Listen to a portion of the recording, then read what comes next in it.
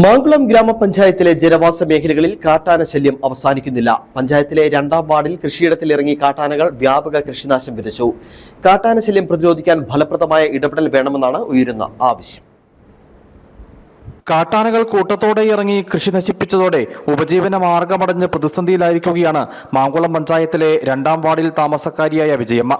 കൂട്ടമായി എത്തുന്ന കാട്ടാനകൾ കുവൈറ്റ് സിറ്റിക്ക് മുകൾ ഭാഗത്ത് താമസിക്കുന്ന വിജയമ്മയുടേതടക്കം പലരുടെയും കൃഷികൾ പിടിതെറിയുകയാണ്. തെങ്ങ്, കമുക്, വാഴ, ജാതി തുടങ്ങി എല്ലാ കൃഷികളും കാട്ടാനകൾ നശിപ്പിച്ചു. എന്നാൽ ഇവയെ തുരത്താൻ വനംവകുപ്പ് ഒരു നടപടിയും സ്വീകരിക്കുന്നില്ലെന്നാണ് ഇവരുടെ പരാതി.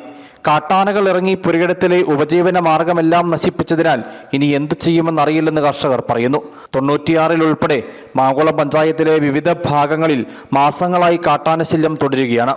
ഇതോടെ കൃഷിയിടങ്ങൾ പലതും തരിശായി. വീടും സ്ഥലവും ഉപേക്ഷിച്ച് പലായനം ചെയ്യുന്നവരുടെ എണ്ണവും വർദ്ധിച്ചു. കാട്ടാനശല്യം പ്രതിരോധിക്കാൻ ഫലപ്രദമായ ഇടപെടൽ വേണമെന്നാണ് ആവശ്യം.